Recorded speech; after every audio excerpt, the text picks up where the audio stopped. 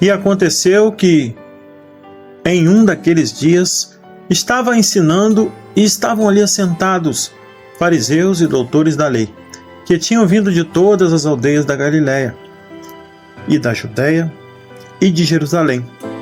E a virtude do Senhor estava com ele para curar. E eis que uns homens transportaram numa cama um homem que estava paralítico, e procuravam fazê-lo entrar e pô-lo diante dele.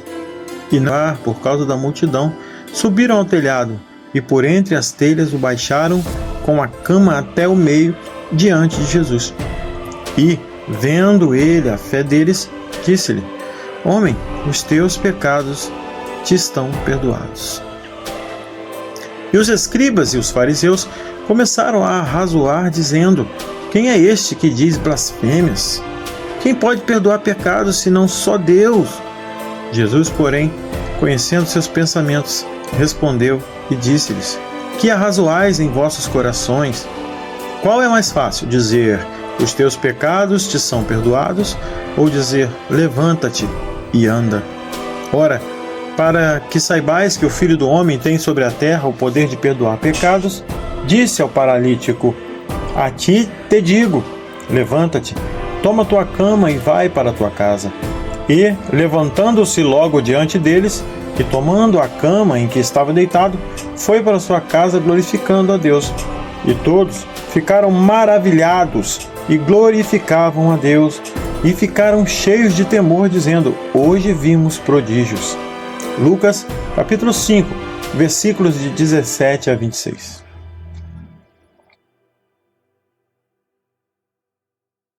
Este é um dos textos mais ricos em ensinamentos. Como lição de vida, podemos falar de 4 grupos de pessoas que podem ser identificados por personagens que aqui aparecem. Um grupo que está somente para observar e criticar o outro. O outro de pessoas que se identifica com o paralítico. E outro grupo que pode ser relacionado aos 4 homens que levaram o paralítico até onde estava Jesus. E o outro grupo identificado com a pessoa de Jesus. O grupo que imita Jesus é esse. É o grupo que aquele que é agente de paz e cura, agente de perdão, que leva refrigério para as pessoas. Não podemos ser presunçosos, nem querer ser como Jesus na sua divindade, é claro, mas ao menos imitá-lo. Isso sim, podemos imitar a Jesus, levarmos a cura, sermos instrumentos de saúde emocional e espiritual para as pessoas. Essa é a missão da igreja. Servimos de pontes. Para que aqueles que estejam perdidos se encontrem. Aquele que esteja sem alegria, encontre a paz e regozijo. A segunda lição é que, quanto ao grupo dos que observavam Jesus, este grupo era formado pelos fariseus. Hoje não é muito diferente. É um grupo presente em todos os lugares. Na igreja, por exemplo, isso não é exceção, de forma nenhuma. Lá está o grupo dos que só criticam, dos que só querem uma brecha, por menor que seja, para falar e criticar. Me lembro de um irmão, se é que podemos chamá-lo assim. Era raramente que ele não abordava para fazer suas observações tacanhas, aquelas coisas mais supérfluas. Tudo, criticava tudo. Ao fazê-lo, uma leitura corporal, ele parecia ser um sujeito insuportável para conviver com os outros, mas lá ele estava. E também lá nós podemos perceber, foi-se a glória de Deus.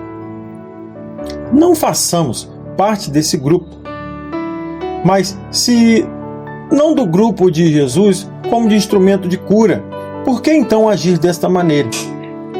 Outra lição é o grupo dos que levavam o homem até Jesus, que sejamos parte do grupo que carregava o paralítico até Jesus. Eis a obra para o que fomos chamados para ajudar aqueles que precisam de Jesus. Talvez estejamos rodeados de paralíticos, de homens engessados, moralmente mortos, que são incapazes de enxergar a luz do Evangelho. Hoje, cantamos essa canção: Abre os olhos do meu coração. Os homens não são capazes de olhar para Jesus, não deixam suas zonas de confortos para se renderem a Jesus. Assim, um dia estávamos nós, mas podemos muito e muito quando nos dispomos a carregar essas pessoas e irmãos até Jesus. Se você não sabe como fazer, peça ao Espírito Santo estratégias, como aqueles homens o fizeram. Eles não voltaram para trás, não voltaram mesmo. Eles não se intimidaram diante do desafio, da multidão que os impedia. Eles subiram no telhado e eis a estratégia, e de lá desceram o inválido. A pior paralisia é aquela que é a sua moral. Essa engessa o homem para caminhar e dizer que ele é capaz até mesmo de deprimir e matar alguém. A pessoa fica entravada no seu próprio pecado, nutre uma vida de total depravação, escrava de sua volúpia e caprichos. Aquele paralítico do texto, embora o texto não deixe isso claro, mas pelas palavras de Jesus concluímos que aquele homem fez sua confissão interior, reconhecendo sua paralisia na alma. Se isso não fosse verdade, Jesus não teria, antes de curá-lo, tê-lo perdoado. Os teus pecados são perdoados. No fundo, aquele homem sabia que Jesus não era um curandeiro, nem algum mágico, mas sabia que aquele Jesus era o mais que um homem de Nazaré. Mais do que tudo o que podemos pensar, o chamado Filho do Homem. Ele, Deus, que poderia salvá-lo, estava na sua frente e ele não podia perder esta chance de sua paralisia ir embora para a frente, não só das suas pernas, mas também de sua alma, causada pelo pecado. O pecado tira a alegria. O pecado destrói e consome o interior e faz a pessoa uma pessoa vazia, pobre, muito pobre moralmente. Aquele paralítico talvez não estivesse preocupado com a sua paralisia física. Precisamos ver o que Jesus falou assim que o viu. As palavras de Jesus são de acordo com o sentimento daquele homem. E o sentimento era de quebrantamento, de arrependimento. Ali estava a sua paralisia. O grupo de críticos assim viram a Jesus perdoando, logo o criticaram. Quem era Jesus para perdoar os pecados? Quem era?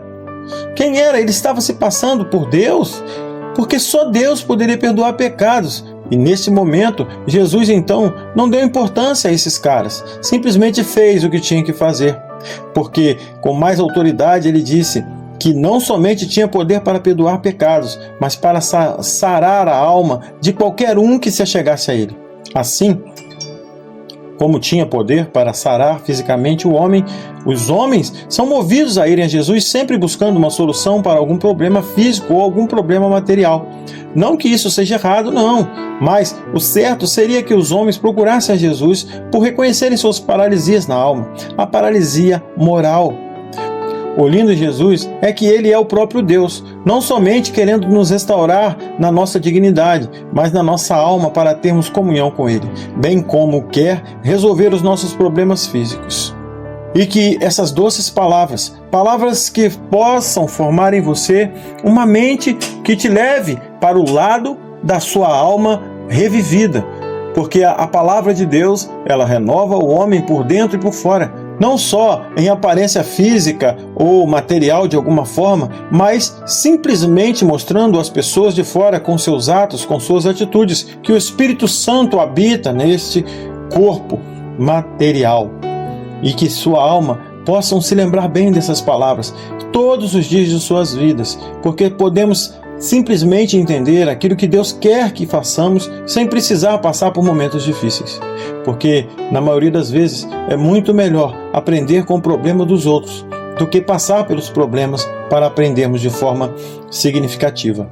E por muitas vezes, várias pessoas precisarão passar pelos problemas para aprenderem, porque não dão ouvidos às palavras e a sermões como estes. Não estou aqui dando sermão para melhorar simplesmente uma vida material, uma vida física. Não, quem está falando no fundo do coração aqui, quem está demonstrando uma vontade imensa de falar de Jesus, é a própria palavra de Deus que nos incentiva, dizendo que Deus falaria através de bocas humanas aos próprios humanos, nos usando assim para demonstrar o seu poder imenso. Como revelação daquilo que é eterno, tem o ser humano vivido sobre a face desse planeta uma espiritualidade jamais existente em outros planetas ou em outras terras, ou pelo menos até hoje Deus ainda não nos revelou que fez ou não fez tal coisa. Talvez você não entenda, mas o que Deus nos oferece é uma vida eterna com Ele nos céus, e que Deus possa ter feito diferença em sua vida através dessa palavra, porque o meu objetivo aqui é fazer com que você se torne uma pessoa como eu hoje. Não estou dizendo que sou melhor do que você em nada, simplesmente estou reconhecendo que um dia reconheci que não valo nada sem Deus.